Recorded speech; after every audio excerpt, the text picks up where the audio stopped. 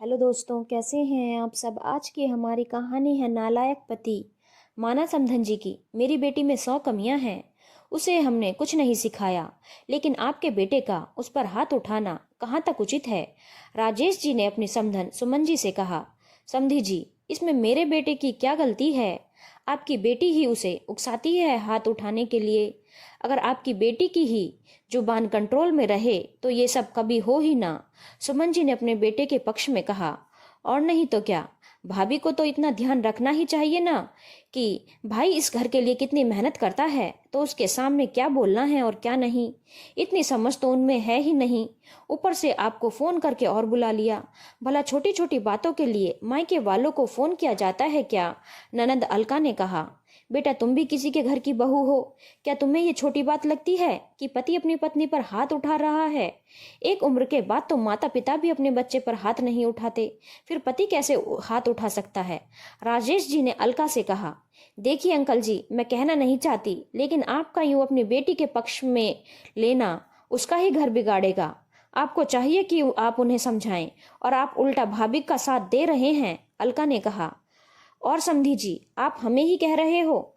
आपकी बेटी की हरकतों के कारण मेरा बेटा पता नहीं कहाँ गया हुआ है, अभी तक घर नहीं लौटा। चिंता तो हमें हो रही है, आपका क्या है, आपकी बेटी तो आपके सामने ही खड़ी है। सुमन जी ने जवाब दिया। राजेश जी ने अपनी बेटी सुकन्या की तरफ देखा, जिसकी आंखों से आंसू बह रहे थे। आज सुबह से ही उसके पति ने उस पर हाथ उठाया था। हाथ क्या उठाया था, बल्कि लात घूंसे चलाए थे। उसके शरीर पर लगी चोट देखकर उसके पिता का कलेजा मुंह को आ गया, पर ये सास ननद इस बात को मानने को ही तैयार नहीं थे।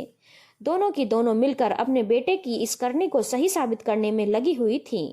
और बात कुछ भी नहीं थी, वही घर की छोटी मोटी बातें, पर बस बहू के बोलने का हक नहीं था। वैसे भी उसके ससुराल वाले छोटी छोटी बातों के लिए राजेश जी को फोन करने में कहाँ गुरेज करते थे।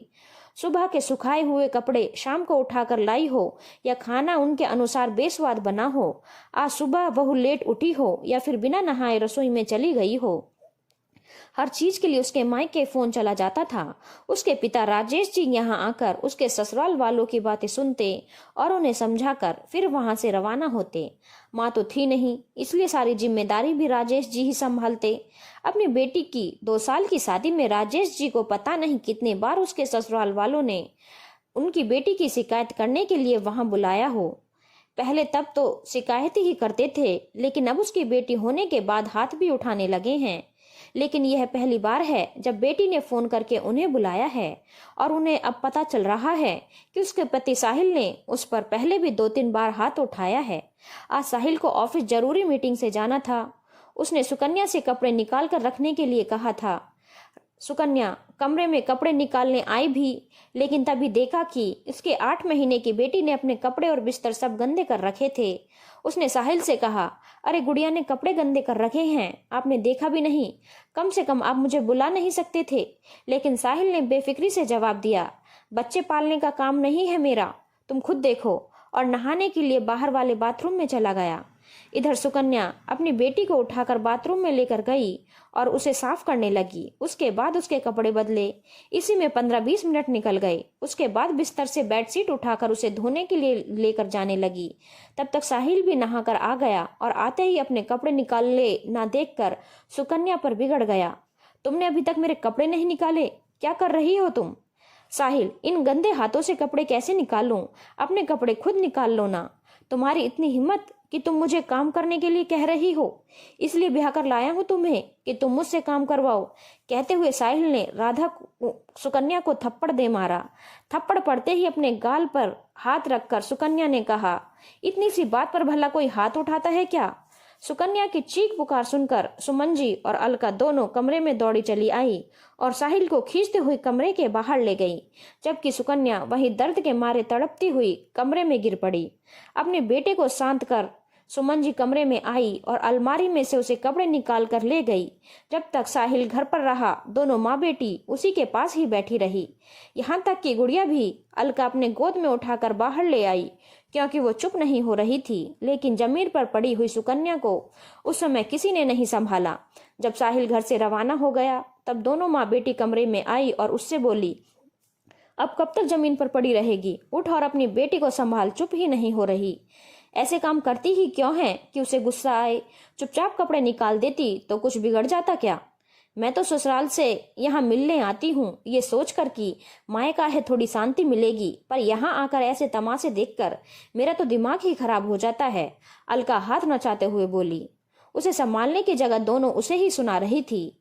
आखिर जैसे तैसे सुकन्या ने खुद को संभाला। जब थोड़ी बहुत खुद में हिम्मत आई तो 2 घंटे पहले ही उसने राजेश जी को फोन कर यहाँ बुलाया था। खैर तभी राजेश जी ने अपनी बेटी सुकन्या से पूछा, बेटी क्या फैसला है तुम्हारा? अचानक फैसले का सुनकर सुमन जी घबराती हुई खड़ी हुई और राजेश जी से बोली, फैसला? कैसा फैसला? बच्चों में छोटी मोटी बातें तो होती रहती हैं, इसमें फैसले की क्या बात है? पापा कितनी बार इन लोगों को समझा लिया, कितनी बार बर्दाश्त कर लिया, पर अब नहीं। अभी तक तो थप्पड़ ही पड़ रहे थे, पर अब मैं अपनी बच्ची से उसके पिता नहीं छीनना चाहती थी, इसीलिए चुप रही, पर अब तो लात घूंसे पड़ रहे हैं। शायद अगली बार मैं जिंदा ही ना मिलूं। मुझे बेचारी नहीं बनना पापा, मुझे इस रिश्ते से छुटकारा चाहिए। कहते हुए सुकन्या रो पड़ी। जा बेटा अपना सामान ले आ, तेरे पिता का घर तेरे लिए आज भी खुला है।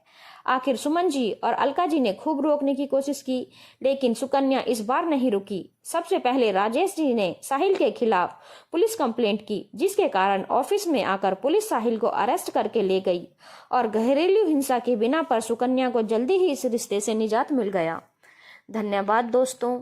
अगर आपको कहानी अच्छी लगी हो तो चैनल को लाइक, शेयर और सब्सक्राइब करना ना भूलें।